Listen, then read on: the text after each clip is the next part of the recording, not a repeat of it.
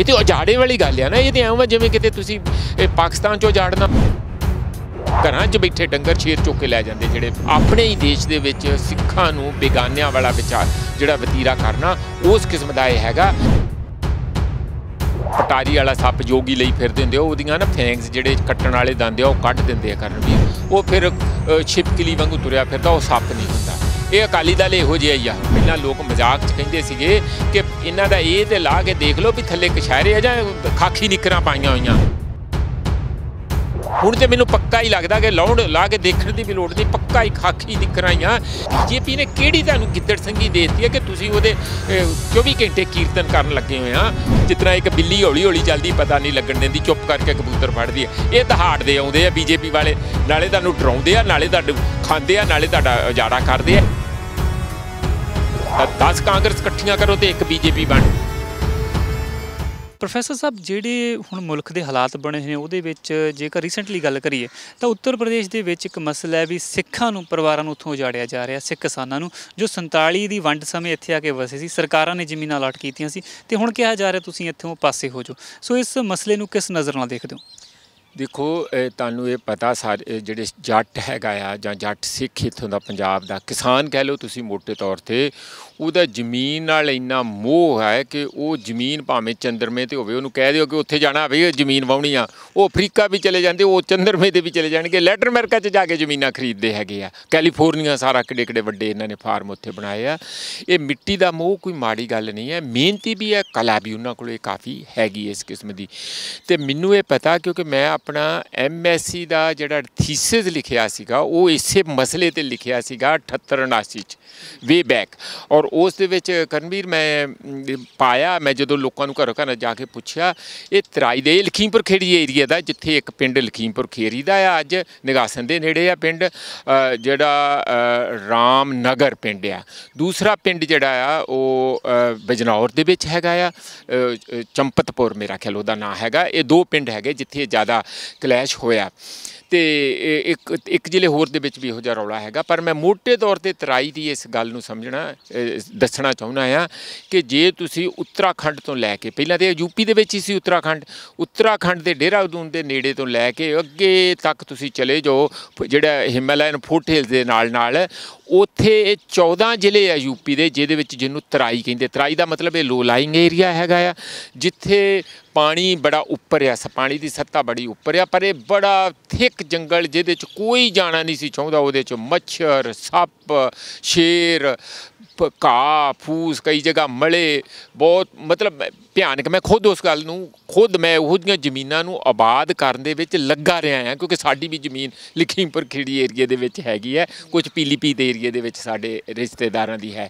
ਇਸ ਕਰਕੇ ਮੈਂ ਸਮਝਦਾ ਕਿ ਇਹ ਜਿਹੜਾ ਮਸਲਾ ਹੈ ਉਹ ਮਸਲੇ ਦਾ ਅਸਲ 'ਚ ਹੈ ਜ਼ਮੀਨਾਂ ਦੇ ਟਾਈਟਲਸ ਦਾ। ਜਦੋਂ ਤੋਂ ਇਸ ਤਰ੍ਹਾਂ ਬੇਆਬਾਦ ਜ਼ਮੀਨਾਂ ਪਈਆਂ ਸੀ, ਉੱਥੇ ਕਦੀ ਬੰਗਾਲੀਆਂ ਨੂੰ ਲਿਆਂਦਾ ਗਿਆ, ਕਦੀ ਕਿੱਥੇ ਲੋਕਾਂ ਨੂੰ ਲਿਆ ਕੇ ਉੱਥੇ ਉਸ ਜ਼ਮੀਨ ਨੂੰ ਆਬਾਦ ਕਰਨ ਦੀਆਂ ਬੜੀਆਂ ਪਹਿਲਾਂ ਕੋਸ਼ਿਸ਼ਾਂ ਹੋਈਆਂ। ਆਖਿਰ 'ਚ ਅੱਜ ਤੋਂ 60 ਤੋਂ 65 ਸਾਲ ਪਹਿਲਾਂ ਜਦੋਂ ਪੰਜਾਬੀਆਂ ਨੂੰ ਇਨਵੀਟੇਸ਼ਨ ਦਿੱਤਾ ਗਿਆ, ਉੱਥੋਂ ਦੀ ਜਿਹੜੀ ਨਹਿਰੂ ਦੀ ਗੌਰਮੈਂਟ ਸੀ ਉਹਨਾਂ ਦਿਨਾਂ ਦੇ ਵਿੱਚ, ਜਾਂ ਕਾਂਗਰਸ ਦੀਆਂ ਗੌਰਮੈਂਟਾਂ ਸੀ, ਤਾਂ ਉੱਥੇ ਕਰਨਵੀਰ ਜੀ ਇਹਨਾਂ ਨੇ ਜਾ ਕੇ ਮੁਕਾਬਲਾ ਕੀਤਾ। ਕਹਿੰਦੇ ਵੇਖੀ ਜਾਊਗੀ ਜੋ ਹੋਊਗੀ। ਉੱਥੇ ਫਲੱਡ ਆਉਂਦੇ ਸੀਗੇ, ਉੱਥੇ ਪੁਲ ਟੁੱਟ ਜਾਂਦੇ ਸੀਗੇ, ਬਹੁਤ ਬੁਰੇ ਹਾਲਾਤਾਂ ਦੇ ਵਿੱਚ ਉਹ ਜ਼ਮੀਨਾਂ ਨੂੰ ਆਬਾਦ ਕੀਤਾ। ਹਾਲਤ ਇਹ ਹੁੰਦੀ ਸੀ ਕਿ ਕਈ ਦਿਨ ਰਾਸ਼ਨ ਨਹੀਂ ਸੀ ਹੁੰਦਾ ਜਦੋਂ ਤੁਸੀਂ ਫਲੱਡ ਦੇ ਵਿੱਚ ਘਿਰ ਜਾਂਦੇ ਸੀਗੇ, ਪੁਲ ਟੁੱਟ ਜਾਂਦੇ ਸੀਗੇ। ਮਤਲਬ ਮੈਂ ਖੁਦ ਅੱਖਾਂ ਨਾਲ ਦੇਖਿਆ ਕਿ ਕਿਵੇਂ ਬੰਦੇ ਸੂਰਾਂ ਨੇ ਜਿਹੜੇ ਜਦੋਂ ਜਾਂਦੇ ਆ ਉਹਨਾਂ ਨੂੰ ਬਚਾਉਣ ਲਈ ਉਹਨਾਂ ਨੂੰ ਪਾੜ ਕੇ ਸੁੱਟ ਦਿੱਤਾ, ਮਾਰ ਦਿੱਤਾ, ਕਿੰਨੇ ਕੁਛ। ਬਹੁਤ ਜੋਖਮ ਵਾਲੀ ਗੱਲ ਹੈ, ਬੜਾ ਔਖਾ ਹੈ। ਉੱਥੇ ਜੋਕਾਂ ਬੜੀਆਂ ਤਰਾਈ ਦੇ ਵਿੱਚ, ਜੋਕਾਂ ਉਹ ਪਾਣੀ ਵਾਲੀਆਂ ਜੋਕਾਂ ਨਹੀਂ ਆ, ਘਾਹ 'ਤੇ ਤੁਰੀਆਂ ਫਿਰਦੀਆਂ, ਤਾਂ ਉਹ ਡੰਗਰਾਂ ਨੂੰ ਤੁਹਾਨੂੰ ਰਹਿਣਾ, ਮੱਛਰ ਬਹੁਤ ਜ਼ਿਆਦਾ ਹੈਗਾ। ਉਹਨਾਂ ਹਾਲਾਤਾਂ 'ਚ ਘਰਾਂ 'ਚ ਬੈਠੇ ਡੰਗਰ ਜਿਹੜੇ ਆ, ਘਰਾਂ 'ਚ ਬੈਠੇ ਡੰਗਰ ਸ਼ੇਰ ਚੁੱਕ ਕੇ ਲੈ ਜਾਂਦੇ, ਜਿਹੜੇ ਘਰ ਦੇ ਆਪਣੇ ਘਰ ਬੱਧੇ ਹੋਏ ਆ। ਇਹਨਾਂ ਹਾਲਾਤਾਂ 'ਚ ਉਹ ਲੋਕ ਜਿਹੜੇ ਆ ਉਹਨਾਂ ਨੇ ਉਹ ਜ਼ਮੀਨਾਂ ਆਬਾਦ ਕੀਤੀਆਂ। ਹੁਣ ਜਿਹੜਾ ਅੱਜ ਦੀ ਡੇਟ ਦੇ ਵਿੱਚ ਰੌਲਾ ਹੈ ਕਰਨਵੀਰ, ਉਹ ਇਹ ਹੈ ਉਹਨਾਂ ਨੂੰ ਕਹਿੰਦੇ ਟਾਈਟਲ ਦਿਖਾ ਲਓ। ਟਾਈਟਲ ਉਹਨਾਂ ਕੋਲ ਉਸ ਕਿਸਮ ਦੇ ਕਲੀਅਰ ਟਾਈਟਲ, ਉਹ ਜਿਸ ਤਰ੍ਹਾਂ ਕਿ ਤੁਸੀਂ ਆਪਣੇ ਨਾਂ ਦੇ ਉੱਤੇ ਜਿਸ ਤਰ੍ਹਾਂ ਪ੍ਰੋਪਰ ਰਜਿਸਟਰੀ ਕਰ ਲੈਂਦੇ ਆ, ਜਾਂ ਪ੍ਰੋਪਰ ਤੁਸੀਂ ਜਿਹੜੀ ਲੈਂਡ ਰੈਵਨਿਊ ਰਿਕਾਰਡ ਦੇ ਵਿੱਚੋਂ ਟਰਾਂਸਫਰ ਕਰ ਦਿੰਦੇ ਆ, ਪਟਵਾਰੀ ਕੋਲੋਂ ਟਰਾਂਸਫਰ ਕਰਦੇ, ਇਹੋ ਜਿਹੇ ਰਿਕਾਰਡ ਹੋ ਸਕਦਾ ਉਹਨਾਂ ਕੋਲ ਨਾ ਹੋਵੇ। ਉਹਦਾ ਕਾਰਨ ਇਹ ਹੈ ਕਿ ਜ਼ਮੀਨਾਂ ਬੇਆਬਾਦ ਪਈਆਂ ਸੀ, ਇਹਨਾਂ ਨੂੰ ਕਿਹਾ ਤੁਸੀਂ ਆਬਾਦ ਕਰੋ, ਅਸੀਂ ਇਹਨਾਂ ਨੂੰ ਲੋੜ ਮਹਿਸੂਸ ਉਦੋਂ ਸਰਕਾਰਾਂ ਨੇ ਕੀਤੀ। ਹੁਣ ਜਦੋਂ ਉਹਨਾਂ ਦੀ ਤੀਜੀ ਪੀੜ੍ਹੀ ਉੱਥੇ ਕਰ ਰਹੀ ਹੈ, ਫਾਰ ਇੰਸਟੈਂਸ ਜਿਹੜਾ ਰਾਮਨਗਰ ਦਾ ਕੇਸ ਆ, ਇਹਨਾਂ ਨੂੰ ਨੋਟਿਸ ਪਤਾ ਨਹੀਂ ਦਿੱਤਾ ਮੈਨੂੰ ਉਸ ਗੱਲ ਦੀਆਂ ਜਿਹੜੀਆਂ ਵੀਡੀਓ ਆਈਆਂ ਉਦੋਂ ਤੋਂ ਨਹੀਂ ਪਤਾ ਲੱਗ ਰਿਹਾ। ਵਿਰਕ ਸਾਹਿਬ ਦੀ ਵੀ ਵੀਡੀਓ ਆਈ, ਇਹਨਾਂ ਨੇ JCB ਲਿਆ ਕੇ ਆ 1 ਤੇ 2 ਜੂਨ ਨੂੰ ਉੱਥੇ ਪੁੱਟਣਾ ਸ਼ੁਰੂ ਕਰ ਦਿੱਤਾ। ਉਹਨਾਂ ਨੇ ਰੋਕਿਆ, ਇਹ ਘਰਾਂ 'ਚ ਗਏ, ਉੱਥੇ ਜਾ ਕੇ ਹੱਥੋਂ ਪਾਈ ਵੀ ਹੋਈ ਗੱਲ। ਉਦੋਂ ਕੁਛ ਦੇਰ ਬਾਅਦ ਵੱਡੀ ਫੋਰਸ 50 ਟਰੈਕਟਰ ਲਿਆ ਕੇ, JCB ਮਸ਼ੀਨਾਂ ਲਿਆ ਕੇ ਸਾਰੀ ਦੀ ਸਾਰੀ ਜ਼ਮੀਨ ਜਿਹੜੀ ਉਹ ਵਾਹ ਕੇ ਰੱਖ ਦਿੱਤੀ, ਖੜੀ ਫਸਲ ਨੂੰ ਤਬਾਹ ਕਰ ਦਿੱਤਾ ਆ।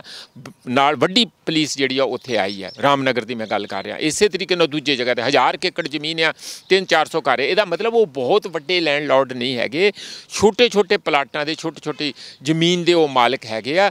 ਇਸ ਕਰਕੇ ਉਹਨਾਂ ਦੇ ਉੱਤੇ ਨਾਲ ਅੱਜ ਦੀ ਡੇਟ 'ਚ ਧੱਕਾ ਕਰਨਾ ਬੜੀ ਮਾੜੀ ਗੱਲ ਹੈ। ਜਿਹੜਾ ਰਾਮਨਗਰ ਦਾ ਕੇਸ ਇਸ ਤਰ੍ਹਾਂ ਸੀਗਾ ਕਿ ਜਦੋਂ ਆਬਾਦ ਹੋ ਗਈ ਜ਼ਮੀਨ, ਜਦੋਂ ਉਹਨਾਂ ਨੇ ਹੁਣ ਆਪਣਾ ਖੁਸ਼ਹਾਲੀ ਹੋ ਗਈ ਹੈ, ਅਤੇ ਹਰ ਇੱਕ ਦੀ ਆਖੇ ਹੈਗੀ ਲੋਕਾਂ ਦੀ, ਜਾਂ ਜਿਹੜੇ ਵੀ ਉੱਥੇ ਦੇ ਲਾਕੜੀ ਚੌਧਰੀ ਰਾਜਨੀਤਿਕ ਲੋਕ ਹੈ, ਕਿ ਜ਼ਮੀਨ 'ਤੇ ਜੱਦੀ ਤੌਰ 'ਤੇ ਸਾਡੀ ਟੈਕਨੀਕਲੀ ਹੋਣੀ ਚਾਹੀਦੀ ਹੈ। ਜਿਵੇਂ ਹੁਣ ਜੇ ਕੋਈ ਬਿਲਕੁਲ ਇਹੋ ਜਿਹਾ ਕੇਸ ਹੈ ਜਿਸ ਤਰ੍ਹਾਂ ਕੈਨੇਡਾ 'ਚ ਜਾ ਕੇ ਸਾਡੇ ਲੋਕ ਆਬਾਦ ਹੋ ਜਾਣ, ਉੱਥੇ ਦੀ ਵੱਡੇ ਪੱਧਰ 'ਤੇ ਸਾਰਾ ਕੁਝ ਕਰ ਲੈਣ, ਅਤੇ ਬਾਅਦ 'ਚ ਉਹਨਾਂ ਨੂੰ ਜਿਹੜੀ ਆ ਉੱਥੋਂ ਦੀ ਕੈਨੇਡਾ ਹੋਏ ਜਾਂ ਕੈਲੀਫੋਰਨੀਆ ਦੀ ਜਿਹੜੀ ਉੱਥੇ ਦੇ ਅਮਰੀਕਨ ਸਰਕਾਰ ਹੋਵੇ ਕਿ ਤੁਸੀਂ ਹੁਣ ਜਾਓ, ਹੁਣ ਤਾਂ ਸਾਨੂੰ ਤੁਸੀਂ ਆਬਾਦ ਕਰ ਲਿਆ, ਅਸੀਂ ਇਹਦੇ 'ਤੇ ਕਬਜ਼ੇ ਕਰਾਂਗੇ। ਇਹੋ ਜਿਹਾ ਇੱਕ ਆਪਣੇ ਹੀ ਦੇਸ਼ ਦੇ ਵਿੱਚ ਸਿੱਖਾਂ ਨੂੰ ਬੇਗਾਨਿਆਂ ਵਾਲਾ ਜਿਹੜਾ ਵਤੀਰਾ ਕਰਨਾ, ਉਸ ਕਿਸਮ ਦਾ ਇਹ ਹੈਗਾ। ਇਹਨਾਂ ਨੇ ਜ਼ਮੀਨ ਜਿਹੜੀ ਰਾਮਨਗਰ ਦੇ ਵਿੱਚ ਸੀਗੀ ਕਰਮਵੀਰ, ਉਸ ਤੋਂ ਪਹਿਲਾਂ ਜਿਸ ਤਰ੍ਹਾਂ 80 ਦੇ ਵਿੱਚ ਇਹਨਾਂ ਨੇ ਮਰੱਬੇਬੰਦੀ ਕੀਤੀ, ਉਹਨਾਂ ਨੂੰ ਪਟੇ ਅਲਾਟ ਕਰਤੇ ਸੀ। ਪਹਿਲਾਂ ਉਦੋਂ ਜਦੋਂ ਲੈਂਡ ਸੀਲਿੰਗ ਐਕਟ ਆਇਆ ਅਤੇ ਉਹਦੇ ਤਹਿਤ ਜ਼ਮੀਨ ਉਹਨਾਂ ਦੀ ਕੱਢ ਕੇ ਇਹਨਾਂ ਨੇ ਜੰਗਲਾਤ ਨੂੰ ਟਰਾਂਸਫਰ ਕਰਤੀ ਕਿ ਤੁਹਾਡੀ ਜਿਹੜੀ ਲੈਂਡ ਸੀਲਿੰਗ ਹੈ ਅਤੇ ਰਿਕਾਰਡ ਤੁਹਾਡੇ ਨਾਂ 'ਤੇ ਨਹੀਂ ਬੋਲਦਾ, ਇਹ ਸਾਰੀ ਜ਼ਮੀਨ ਜੰਗਲਾਤ ਨੂੰ ਜਾਊਗੀ। ਜਦੋਂ ਬਾਅਦ 'ਚ 80 ਦੇ ਵਿੱਚ ਮਰੱਬੇਬੰਦੀ 'ਚ ਇਹਨਾਂ ਦੇ ਪਟੇ ਬਣ ਗਏ ਆ ਰਾਮਨਗਰ ਦੇ ਵਿੱਚ, ਤਾਂ ਉਦੋਂ ਬਾਅਦ ਉਹ ਪਟੇ ਬਣ ਕੇ, ਤੇ ਇਹਦਾ ਮਤਲਬ ਉਹ ਲਗਾਤਾਰ ਤੁਸੀਂ ਐਕਸੈਪਟ ਕਰ ਲਿਆ, ਉਹਦੇ ਬੇਸ ਦੇ ਉੱਤੇ ਉਹਨਾਂ ਨੇ ਘਰ ਬਣਾਏ, ਬਿਜਲੀ ਦੇ ਕਨੈਕਸ਼ਨ, ਹੋਰ ਸਾਰਾ ਕੁਛ ਜਿੰਨਾ ਵੀ ਤੁਹਾਡੀ ਇੱਕ ਆਇਡੈਂਟੀਟੀ ਸਾਰਾ ਕੁਝ ਹੈਗਾ। ਸਵਾਲ ਸਾਰਾ ਇਹ ਹੈ, ਇਹ ਕੇਸ ਤੁਸੀਂ ਇਕੱਲਾ ਇੱਥੇ ਦਾ ਨਹੀਂ ਹੈ, ਯੂਪੀ ਦਾ ਭੁੱਜ ਦੇ ਵਿੱਚ ਇੰਝ ਕੀਤਾ 50-60 ਸਾਲ ਪਹਿਲਾਂ, ਜਦੋਂ ਉੱਥੇ ਕੋਈ ਨਹੀਂ ਸੀ ਟਿਕਦਾ, ਪੰਜਾਬੀਆਂ ਕਿਸਾਨਾਂ ਨੂੰ ਮਿਹਨਤੀਆਂ ਨੂੰ ਉੱਥੇ ਬੁਲਾ ਕੇ ਉਹਨਾਂ ਨੇ ਜ਼ਮੀਨਾਂ ਜਦੋਂ ਆਬਾਦ ਕੀਤੀਆਂ। ਹੁਣ ਉੱਥੇ ਦੀ BJP ਦੀ ਸਰਕਾਰ ਵਿੱਚ ਮੋਦੀ ਜੀ ਵੀ ਸ਼ਾਮਲ ਹੈ ਇਹਦੇ 'ਚ, ਉਹਨਾਂ ਨੂੰ ਉਜਾੜਨ ਦੇ ਲਗਾਤਾਰ ਤੌਰ ਤਰੀਕੇ ਚੱਲੀ ਜਾਂਦੀ ਆ। ਔਰ ਸਰਕਾਰ ਜਿਹੜੀ ਹੈ ਉਹ ਉਹਨਾਂ ਨੂੰ ਉਜਾੜਨ ਦੇ ਵਿੱਚ ਕੋਰਟ ਦੇ ਵਿੱਚ ਪੇਸ਼ ਹੁੰਦੀ ਹੈ, ਜਦ ਕਿ ਉੱਥੋਂ ਦੇ ਜਿਹੜੇ ਲੋਕ ਆ ਉਹ ਲਗਾਤਾਰ ਗੁਹਾਰ ਲਾਉਂਦੇ ਆ ਕਿ ਇਹ ਸਾਡੇ ਨਾਲ ਧੱਕਾ ਆ। ਇਸੇ ਤਰੀਕੇ ਨਾਲ ਮੱਧ ਪ੍ਰਦੇਸ਼ ਹੋਇਆ, ਇਸੇ ਤਰੀਕੇ ਨਾਲ ਤੁਹਾਨੂੰ ਪਤਾ ਉੜੀਸਾ ਦੇ ਪਿੱਛੇ ਗੁਰਦੁਆਰਾ ਸਾਹਿਬ ਦੇ ਨਾਲ ਹੋਇਆ, ਇਸੇ ਤਰੀਕੇ ਦੇ ਨਾਲ ਮੇਘਾਲਿਆ ਸ਼ਿਲੌਂਗ ਉਹਨਾਂ ਦੀ ਰਾਜਧਾਨੀ ਹੈ, ਮੈਂ ਉੱਥੇ ਵੀ ਰਹਿ ਕੇ ਆਇਆ ਕੁਝ ਦੇਰ। ਉੱਥੇ ਇੱਕ ਗਲੀ ਹੈ ਜਿੱਥੇ ਸਵੀਪਰ ਦੇ ਤੌਰ 'ਤੇ ਲੋਕ ਜਿਹੜੇ ਆ ਬ੍ਰਿਟਿਸ਼ ਆਰਮੀ ਉਹਨਾਂ ਨੂੰ ਨਾਲ ਲੈ ਕੇ ਗਈ ਸੀ, ਉਹ ਉੱਥੇ ਹੀ ਵੱਸ ਗਏ। ਹੁਣ ਕਦੋਂ ਦੀਆਂ ਗੱਲਾਂ, ਉਹ ਉੱਥੇ ਇਹ ਜਦੋਂ ਆਪਾਂ BJP ਬਾਰ-ਬਾਰ ਕਹਿੰਦੀ ਆ ਇੱਕ ਦੇਸ਼ ਇੱਕ ਕਾਨੂੰਨ ਇੱਕ ਸੰਵਿਧਾਨ ਇੱਕ ਨਿਸ਼ਾਨ ਇੱਕ ਜ਼ਬਾਨ, ਸਾਰਾ ਕੁਝ ਭਾਸ਼ਾ ਦੀ ਵੀ ਹਿੰਦੀ ਨੂੰ ਕੋਸ਼ਿਸ਼ ਕਰਦੇ ਆ ਇੰਪੋਜ਼ ਕਰਦੀ, ਇੱਕ ਭਾਸ਼ਾ ਇੱਕ ਜ਼ਬਾਨ ਕਹਿ ਕੇ, ਅਤੇ ਜਦੋਂ ਸਾਰਾ ਕੁਝ ਇੱਕ ਹੈ, ਅਤੇ ਫਿਰ ਉੱਥੇ ਉਹਨਾਂ ਨੂੰ ਬੇਗਾਨਿਆਂ ਵਾਲਾ ਤੁਸੀਂ ਬਾਰ-ਬਾਰ ਕਿਉਂ ਟਰੀਟਮੈਂਟ ਦਿੰਦੇ ਆ? ਭਾਵੇਂ ਉਹ ਸ਼ਿਲੌਂਗ ਹੋਵੇ, ਉੜੀਸਾ ਹੋਏ, ਮੱਧ ਪ੍ਰਦੇਸ਼ ਹੋਏ, ਤੁਹਾਡਾ ਮੋਦੀ ਜੀ ਦਾ ਆਪਣਾ ਗੁਜਰਾਤ ਹੋਏ, ਜਾਂ UP ਹੁਣ ਯੋਗੀ ਆਦਿੱਤਿਆਨਾਥ ਦੀਆਂ ਬੇਕਰਤੂਤੀਆਂ ਇਹੋ ਜਿਹੀਆਂ ਹੋਣ। ਲੋਕਾਂ ਨੇ ਜਾ ਕੇ GM ਨੂੰ, ਉੱਥੇ DM ਨੂੰ ਜਾ ਕੇ ਮਿਲਿਆ, DM ਨੇ ਸਾਫ਼ ਕਹਿ ਦਿੱਤਾ, ਕਹਿੰਦੇ ਤੁਹਾਡੇ ਕੋਲ ਲੈਂਡ ਦਾ ਰਿਕਾਰਡ ਹੈਗਾ ਤੇ ਲੈ ਆਓ, ਮੈਂ ਤੁਹਾਡਾ ਫੈਸਲਾ ਕਰਾ ਦਿੰਦਾ। ਜੇ ਡੁੱਬੀ ਤੇ ਤਾਂ ਜੇ ਸਾਹ ਨਾ ਆਇਆ, ਜੇ ਰਿਕਾਰਡ ਹੋਵੇ ਤਾਂ ਫਿਰ ਤੁਹਾਡੇ ਕੋਲ ਪੱਲੇ ਕਿਉਂ ਆਉਣਗੇ? ਫਿਰ ਤੋਂ ਆਪ ਹੀ ਉਹਨਾਂ ਨੂੰ ਦੇਖ ਲੈਣਗੇ। ਇਸ ਕਰਕੇ ਇਹ ਧੱਕਾ ਆ, ਇਹ ਗੱਲ ਇੱਥੇ ਨਹੀਂ ਟਿਕੂਗੀ, ਇਹ ਗੱਲ ਹੋਰਨਾਂ ਜ਼ਿਲ੍ਹਿਆਂ 'ਚ ਫੈਲੂਗੀ। ਬਹੁਤ ਸਾਰੀ ਜਗ੍ਹਾ ਇਹੋ ਜਿਹਾ ਹੋ ਸਕਦਾ ਕਿ ਜਿੱਥੇ ਕਲੀਅਰ ਟਾਈਟਲ ਨਾ ਹੋਣ, ਪਰ ਇੱਕ ਨੈਤਿਕ ਤੌਰ 'ਤੇ ਵੀ ਵੈਸੇ ਵੀ ਰੈਵਨਿਊ ਦੇ ਜਿਹੜੇ ਕਾਨੂੰਨ ਬਣੇ ਹੋਏ ਆ, ਜਾਂ ਜਿਹੜੇ ਵੀ ਟੈਨੈਂਸੀ ਐਕਟ ਹੈਗੇ ਆ, ਜਾਂ ਲੈਂਡ ਸੀਲਿੰਗ ਦੇ, ਜਾਂ ਹੋਰ ਵੀ ਸਾਰੇ ਐਕਟ ਆ, ਜੇ ਕੁੱਲ ਮਿਲਾ ਕੇ ਦੇਖੋ ਤੇ ਜਿਹੜੀ ਵੀ ਜ਼ਮੀਨ ਲਗਾਤਾਰ ਇੱਕ ਬੰਦਾ 3-4 ਸਾਲ ਵਾਹੁੰਦਾ ਆ, ਉਸ 'ਤੇ ਉਹਨੂੰ ਉਠਾਇਆ ਨਹੀਂ ਜਾ ਸਕਦਾ। ਇਹ ਤਾਂ ਹੋ ਸਕਦਾ ਕਿ ਉਹਨੂੰ ਤੁਸੀਂ ਓਨਰਸ਼ਿਪ ਨਾ ਦਿਓ, ਪਰ ਉਹਦੇ ਤੋਂ ਤੁਸੀਂ ਬਿਲਕੁਲ ਉਹਨੂੰ ਉਠਾ ਨਹੀਂ ਸਕਦੇ।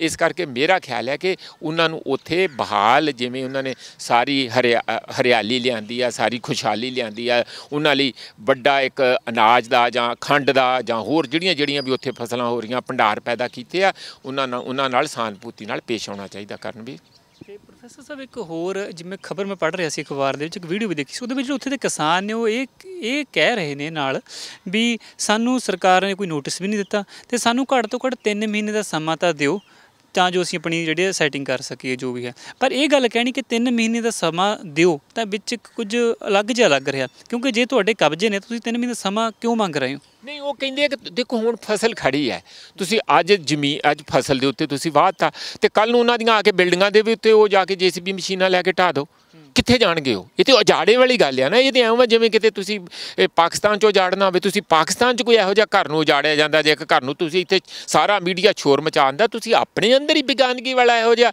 ਟ੍ਰੀਟਮੈਂਟ ਦਿਓਗੇ।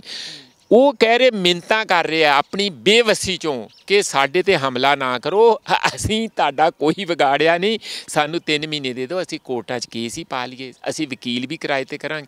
ਹਰ ਬੰਦੇ ਇੰਨੇ ਜਿਹੜੇ ਆ ਰਿਸੋਰਸ ਵਾਲੇ ਨਹੀਂ ਹੁੰਦੇ ਕਿ ਉਹ ਤੁਰੰਤ ਇੱਧਰੋਂ ਕੀਤਾ। ਤੇ ਮੋਦੀ ਜੀ ਕੋਲ ਜਾਂ ਯੋਗੀ ਆਦਿੱਤਿਆਨਾਥ ਕੋਲ ਤੇ ਬਥੇਰੇ ਹੋਣਗੇ ਇਹੋ ਜਿਹੇ ਸਾਧਨ ਹੁੰਦੇ ਸਰਕਾਰਾਂ ਕੋਲ, ਉਹ ਤੇ 24 ਘੰਟਿਆਂ ਅੰਦਰ ਵੀ ਕੁਝ ਵੀ ਕਰ ਸਕਦੇ ਆ। ਪਰ ਉਹਨਾਂ ਨੇ 3 ਮਹੀਨੇ ਇਸ ਕਰਕੇ ਮੰਗੇ ਆ ਕਿ ਸਾਨੂੰ ਆਪਣੇ ਇਨਸਾਫ ਦੇ ਲਈ ਅਸੀਂ ਆਪਣਾ ਕੇਸ ਕੋਰਟਾਂ 'ਚ ਤਿਆਰ ਕਰਕੇ ਪਾ ਸਕੀਏ ਤਾਂ ਕਿ ਸਾਡਾ ਉਜਾੜਾ ਬੰਦ ਹੋ ਸਕੇ। ਇਸ ਕਰਕੇ ਉਹ ਕਹਿ ਰਹੇ। ਤੇ ਪ੍ਰੋਫੈਸਰ ਗੱਲ ਇਹ ਹੈ ਵੀ ਜਦੋਂ ਗੁਜਰਾਤ ਦੀ ਗੱਲ ਆਉਂਦੀ, ਕੱਛ ਏਰੀਏ ਦੇ ਅੱਗੇ ਜ਼ਿਕਰ ਕਰੀ, ਉੱਥੋਂ ਵੀ ਇਹੀ ਜਿਹੜੇ ਹਾਲਾਤ ਸੀਗੇ ਵੀ ਸਿੱਖਾਂ ਨੂੰ ਉੱਥੋਂ ਉਜਾੜਿਆ, ਉਹ ਵੀ ਲੰਬਾ ਦੌਰ ਚੱਲਿਆ। ਉੱਥੇ ਵੀ ਭਾਜਪਾ ਦੀ ਸਰਕਾਰ ਸੀ ਤੇ ਉਹਦੇ ਭਾਈਵਾਲ ਜਿਹੜੀ ਅਕਾਲੀ ਦਲ ਹੈ ਉਹ ਪੰਜਾਬ ਦੇ ਵਿੱਚ ਹਮੇਸ਼ਾ ਰੌਲਾ ਪਾਉਂਦੇ ਰਹਿੰਦੇ ਵੀ ਅਸੀਂ ਸਿੱਖਾਂ ਨੂੰ ਨਹੀਂ ਉਜੜਨ ਦਿਆਂਗੇ, ਗੱਲਬਾਤ ਕਰਾਂਗੇ। ਤੇ ਹੁਣ ਯੂਪੀ ਦੇ ਵਿੱਚ ਵੀ ਭਾਜਪਾ ਦੀ ਸਰਕਾਰ ਤੇ ਉਹਦੀ ਭਾਈਵਾਲ ਅਕਾਲੀ ਦਲ ਫੇਰ ਕਹਿ ਰਹੀ ਹੈ ਕਿ ਜੇ ਅਸੀਂ ਗੱਲ ਕਰਾਂਗੇ ਤਾਂ ਕੀ ਲੱਗਦਾ ਕਿ ਨੀਅਤ ਨਾਲ ਕਿਸੇ ਇਮਾਨਦਾਰੀ ਨਾਲ ਕੁਝ ਕਰ ਸਕਦੇ ਨੇ, ਸਿਰਫ ਗੱਲਾਂ ਤੱਕ ਹੀ ਸੀਮਤ ਹੈ? ਨਹੀਂ ਦੇਖੋ, ਗੱਲਾਂ ਮੈਂ ਤਾਂ ਕਹਿੰਦਾ ਗੱਲਾਂ ਤੱਕ ਹੀ ਸੀਮਿਤ ਹੈ। ਇਹ ਜਿਹੜਾ ਜੋ ਅਕਾਲੀ ਦਲ ਕਰਦਾ ਹੁੰਦਾ ਸੀ ਉਹ ਤੇ ਕਦੀ ਨਹੀਂ ਕਰਨਗੇ। ਉਹ ਤੇ ਜਿਸ ਤਰ੍ਹਾਂ ਕਹਿੰਦੇ ਨਾ, ਜਿਹੜੇ ਆ ਪਟਾਰੀ ਵਾਲਾ ਸੱਪ ਜੋਗੀ ਲਈ ਫਿਰਦੇ ਹੁੰਦੇ, ਉਹਦੀਆਂ ਨਾ ਫੈਂਗਸ ਜਿਹੜੇ ਕੱਟਣ ਵਾਲੇ ਦੰਦ ਆ ਉਹ ਕੱਢ ਦਿੰਦੇ ਆ ਕਰਨਵੀਰ, ਉਹ ਫਿਰ ਛਿਪਕਲੀ ਵਾਂਗੂ ਤੁਰਿਆ ਫਿਰਦਾ, ਉਹ ਸੱਪ ਨਹੀਂ ਹੁੰਦਾ।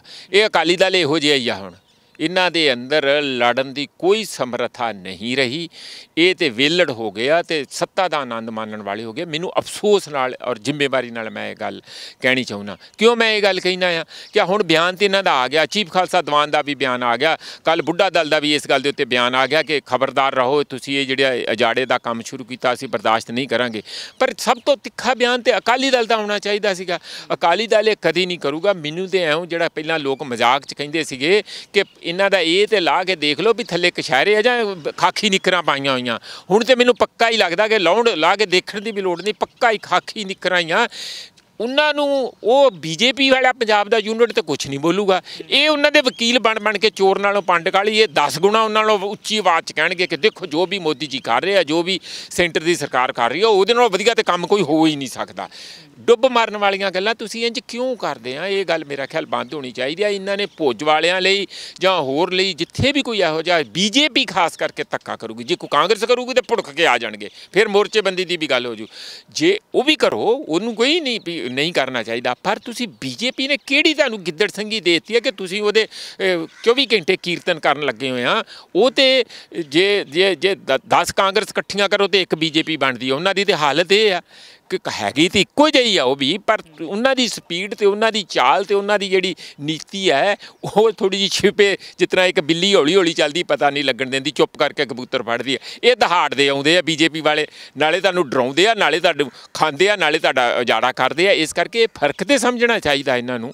ਬਾਕੀ ਜੋ ਮਰਜ਼ੀ ਗੱਲ ਹੋਵੇ, ਇਸ ਕਰਕੇ ਜੇ ਕੋਈ ਵੀ, ਭਾਵੇਂ ਉਹ ਕਾਂਗਰਸ ਹੋਵੇ, ABC ਕੋਈ ਵੀ ਹੋਵੇ, ਜੋ ਵੀ ਪੰਜਾਬੀਆਂ ਨਾਲ ਧੱਕਾ ਕਰਦਾ, ਇਹਨਾਂ ਦੇ ਦਿਲ ਦੇ ਵਿੱਚ ਉਸ ਗੱਲ ਦੀ ਚੀਸ ਉੱਠਣੀ ਚਾਹੀਦੀ ਔਰ ਉਹਦੇ ਲਈ ਕਿਹਦੇ ਕੋਲ ਗੁਹਾਰ ਲਾਉਣ, ਕਿੱਥੇ ਜਾਣ। ਉਹ ਇਹਨਾਂ ਤੋਂ ਉਮੀਦ ਕਰਦੇ ਆ, SGPC ਤੋਂ ਉਮੀਦ ਕਰਦੇ ਆ। ਪਰ ਜੇ ਇਹ ਉੱਥੇ ਇਹੋ ਜਿਹੀਆਂ ਟੁੱਚੀਆਂ ਗੱਲਾਂ ਕਰਨਗੇ, ਜਾਣੀ ਕਸੇ ਪਿੱਟੇ ਜੇ ਬਿਆਨਾਂ ਤੱਕ ਸੀਮਤ ਰਹਿਣਗੇ, ਤੇ ਮੈਨੂੰ ਲੱਗਦਾ ਕਿ ਅਸੀਂ ਜਿਹੜੇ ਬਾਹਰ ਸਿੱਖ ਸਮੁਦਾਇ ਸਾਰਾ ਬਾਹਰੇ ਦੇਸ਼ ਵਿੱਚ ਬੈਠਾ, ਉਹ ਆਪਣੇ ਆਪ ਨੂੰ ਸੁਰੱਖਿਅਤ ਮਹਿਸੂਸ ਨਹੀਂ ਕਰੂਗਾ। ਜੀ ਗੱਲ ਇਹ ਹੈ ਵੀ ਪਿੱਛੇ ਜੇ ਨਾ ਵਿਦੇਸ਼ੀ ਕਾਨੂੰਨ ਦੇ ਵਿੱਚ ਥੋੜ੍ਹੇ ਜਿਹੇ ਬਦਲਾਅ ਕੀਤੇ ਗਏ ਸੀ ਹਿੰਦੁਸਤਾਨ ਸਰਕਾਰ ਵੱਲੋਂ ਵੀ, ਜਿਹੜਾ ਨਾਲ ਦੇ ਸਰਹੱਦੀ ਜਿਹੜੇ ਮੁਲਕ ਨੇ ਉੱਥੇ ਕਿਸੇ ਹਿੰਦੂ ਨਾਲ ਜਾਂ ਹੋਰ ਧਰਮ ਵਾਲੇ ਨਾਲ, ਸਿੱਖਾਂ ਨਾਲ ਧੱਕਾ ਹੋ ਰਿਹਾ ਤਾਂ ਉਹਨਾਂ ਨੂੰ ਸਿਟੀਜ਼ਨਸ਼ਿਪ ਆ ਜਿਹੜੀ ਹਿੰਦੁਸਤਾਨ 'ਚ ਛੇਤੀ ਦਿੱਤੀ ਜਾਊਗੀ, ਕਿਉਂਕਿ ਦੂਜੇ ਮੁਲਕਾਂ 'ਚ ਵਿਤਕਰਾ ਹੋ ਰਿਹਾ।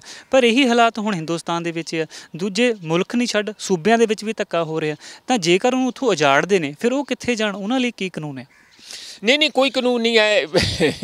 ये तो यही तो मैं तो ताइयां कहा कि कित्थे जाण यही बीजेपी जिहड़ी सारे देशां नूं कहिंदी आ कि साडा देश यानी नैशनलिज्म का इन्ना वड्डा बुखार चढ़ाउंदे आ कि जम्मू कश्मीर नूं क्यों इन्हां ने यूनियन टैरीटरी बनाई, क्योंकि वो ऑटोनमी की गल करते सी, वाध अधिकार की गल। ये कहंदे नहीं जी जम्मू कश्मीर साडा हिस्सा, जिहड़ा मर्जी उत्थे जमीन खरीदे, जिहड़ा मर्जी उत्थे जावे, जिहड़ा मर्जी विआह करावे, जिहड़ा असीं ते हुण जम्मू कश्मीर दे विच बहुत सारा रोजगार पैदा कर देना। हालात बदले? बिल्कुल नहीं बदले, पहलां नालों भी खराब होए आ। इस करके तुसी जे ये गल जम्मू कश्मीर नूं तुसी एक अटानमस स्टेट नूं तोड़ के यूनियन टैरीटरी बनाउने आ कि असीं उस हिस्से नूं सारिਆਂ ਲਈ एक्सैसिबल बनाउणा, ते जिहड़ा आलरेडी बनिया होया एक देश बनिया समुचे एक हर बंदा। साडे इत्थे यूपी के किन्ने लोग आउंदे आ, अज जिहड़े हुण तुहाडे गड्डियां भर के असीं किराए नहीं दित्ते यूपी वाले लोगों नूं वापस जाण लई, बिहार दे लोग बहुत आउंदे आ। साडे लई ओह सत्कार ते आ, साडे लई ओह साडे पंजाब लई ओह जरूरी आ। ओह इत्थे आके उन्हां ने जो भी बिजनेस बनाउणा करन, जो भी करना करन। पर जे असीं कोई बाहर जाके करदे आ, जे साडे नाल इहो जिहा वितकरे वाली गल होऊगी, उजाड़न वाली गल होऊगी, ये तो बिल्कुल ही बर्दाश्त तो बाहर आ। और मेरा ख्याल है कि सारे पंजाबियां नूं खास करके सिख समुदाय नूं भी विच ही इस गल दी गुहार डट के लाउणी चाहिदी है कि असीं किसी नूं भी देश विचों उजड़ नहीं देंगे। थोड़े शब्दों 'ਚ एक होर टिप्पणी ਲੈਣੀ ਚਾਹੂੰਗਾ कि मुल्क ਦੇ ਵਿੱਚ हिंदुस्तान कहा जाता है कि किसानी करके ਜਿਉਂਦਾ। ਇੱਥੋਂ ਦੇ ਬਹੁ ਗਿਣਤੀ ਲੋਕ किसान ने, खेती ਦਾ ਅਰਥਚਾਰਾ ਆ। ਪਰ ਜਦੋਂ ਵੀ ਪਾਲਿਸੀਆਂ ਬਣਾਉਣ ਦੀ ਗੱਲ ਆਉਂਦੀ ਆ ਤਾਂ ਕਿਤੇ ਨਾ ਕਿਤੇ ਕਿਸਾਨਾਂ ਨੂੰ ਵੀ ਪਰੇ ਰੱਖ ਦਿੱਤਾ ਜਾਂਦਾ। ਹੁਣ ਜਿਹੜੇ ਆਰਡੀਨੈਂਸ ਇਹ 'ਚ 2020 ਵਿੱਚ ਰਿਪਲੇਸ ਕੀਤੇ ਗਏ ਨੇ, ਖੇਤੀ ਸੁਧਾਰ ਕੀਤੇ ਗਏ ਨੇ, ਤਾਂ ਇਹ ਕਿਸਾਨਾਂ ਲਈ ਫਾਇਦਾ, ਪੰਜਾਬ ਦਿਆਂ ਲਈ, ਹਿੰਦੁਸਤਾਨ ਦਿਆਂ ਲਈ ਕਿ ਨੁਕਸਾਨ ਹੈ? ਥੋੜ੍ਹੇ ਸ਼ਬਦਾਂ 'ਚ ਉੱਤੇ ਕੀ ਕਹੂੰ? ਜਿਹੜੇ ਤਿੰਨੇ ਆਰਡੀਨੈਂਸ ਆਏ ਆ ਇਹ ਕਿਸਾਨਾਂ ਦੀਆਂ ਜ਼ਮੀਨਾਂ ਖੋਹਣ ਲਈ ਹੈ। ਉਹ ਬਿਲਕੁਲ ਜ਼ਮੀਨਾਂ ਚਲੇ ਜਾਣਗੀਆਂ ਉਹਨਾਂ ਕੋਲ, ਕਾਰਪੋਰੇਟ ਘਰਾਣਿਆਂ ਕੋਲੋਂ। ਉਹ ਜਾਣਗੀਆਂ ਇਸ ਤਰ੍ਹਾਂ ਕਿ ਪਹਿਲਾਂ ਇਹਨਾਂ ਦੀ ਜਿਹੜੀ ਜਿਨਸ ਆ ਉਹਨਾਂ ਦੀ ਖਰੀਦ ਨਹੀਂ ਹੋਊਗੀ। ਜਿਹੜੇ ਕਾਰਪੋਰੇਟ ਘਰਾਣੇ ਓਪਨ ਮੰਡੀ ਦੇ ਵਿੱਚ ਖਰੀਦਣਗੇ ਉਹ ਜ਼ਖੀਰੇਬਾਜ਼ੀ ਵੀ ਕਰਨਗੇ ਅਤੇ 2-3-4 ਸਾਲਾਂ ਅੰਦਰ ਹੀ ਇਹਨਾਂ ਨੂੰ ਚਿੱਤ ਕਰ ਦੇਣਗੇ। ਉਹ ਇੰਨੇ ਗਰੀਬ ਹੋ ਜਾਣਗੇ, ਇੰਨੇ ਲਾਚਾਰ ਹੋ ਜਾਣਗੇ ਕਿ ਜ਼ਮੀਨਾਂ ਵੇਚਣ ਲਈ ਮਜਬੂਰ ਹੋ ਜਾਣਗੇ। ਔਰ ਇਹ ਆਪਣੇ ਹੀ ਪਿੰਡਾਂ 'ਚ ਆਪਣੀਆਂ ਹੀ ਜ਼ਮੀਨਾਂ 'ਤੇ ਖੇਤੀ ਮਜ਼ਦੂਰ ਬਣ ਕੇ ਕੰਮ ਕਰਨਗੇ। ਇਹ ਕੰਮ ਅੱਗੇ ਜਦੋਂ ਇੰਡੀਗੋ ਪਲਾਂਟੇਸ਼ਨ ਬ੍ਰਿਟਿਸ਼ ਨੇ ਕੀਤੀ ਸੀ ਚੰਪਾਰਨ ਦੇ ਵਿੱਚ, ਆਹ ਹੀ ਕੰਮ ਹੋਇਆ ਸੀ ਜਿੱਥੇ ਮਹਾਤਮਾ ਗਾਂਧੀ ਜੀ ਗਏ ਸੀ ਅਤੇ ਉਹਨਾਂ ਨੇ ਜਾ ਕੇ ਸੱਤਿਆਗ੍ਰਹਿ ਕੀਤਾ ਸੀ ਕਿ ਇਹ ਲੁੱਟ ਬੰਦ ਕਰੋ। ਇਸੇ ਕਿਸਮ ਦੀ ਜਿਸ ਤਰ੍ਹਾਂ ਅੰਗਰੇਜ਼ ਕਰਦੇ ਸੀ, ਹੁਣ ਦੁਬਾਰਾ ਖੇਤੀ ਦੀ ਕਾਰਪੋਰੇਟਾਂ ਰਾਹੀਂ ਲੁੱਟ ਕਰਨੀ, ਮੰਡੀ ਦੇ ਵਿੱਚ ਵੀ ਅਤੇ ਉਹਨਾਂ ਦੀ ਪ੍ਰੋਡਕਸ਼ਨ 'ਚ ਵੀ ਉਹਨਾਂ ਦੇ ਕਬਜ਼ੇ ਕਰਵਾਉਣਗੇ, ਕਿਉਂਕਿ ਜ਼ਮੀਨਾਂ ਦੇ ਵੀ ਕਬਜ਼ੇ ਹੋਣਗੇ। ਹੌਲੀ ਹੌਲੀ ਉਹ ਉੱਜੜ ਜਾਣਗੇ ਕਿਸਾਨ। ਇਹ ਬਹੁਤ ਹੀ ਵੱਡਾ ਭਿਆਨਕ ਖੇਤੀ ਦੇ ਵਿੱਚ ਸੰਕਟ ਪੈਦਾ ਕਰਨ ਵਾਲਾ ਕਦਮ ਆ। ਮੈਨੂੰ ਲੱਗਦਾ ਕਿ ਅਕਾਲੀਆਂ ਨੂੰ ਬਿਲਕੁਲ ਪਿੱਛੇ ਹਟ ਜਾਣਾ ਚਾਹੀਦਾ, ਪਰ ਉਹਨਾਂ ਨੇ ਅੱਜ ਵੀ ਇਹੀ ਬਿਆਨ ਦਿੱਤਾ ਕਿ ਦਿੱਲੀ ਠੀਕ ਹੈ ਅਤੇ ਕਾਂਗਰਸੀ ਗਲਤ ਆ। ਪ੍ਰੋਫੈਸਰ ਸਾਰੀ ਜਾਣਕਾਰੀ ਤੁਹਾਡਾ ਬਹੁਤ ਬਹੁਤ ਸ਼ੁਕਰੀਆ। ਬਹੁਤ ਬਹੁਤ ਸ਼ੁਕਰੀਆ ਕਰਨਵੀਰ ਜੀ।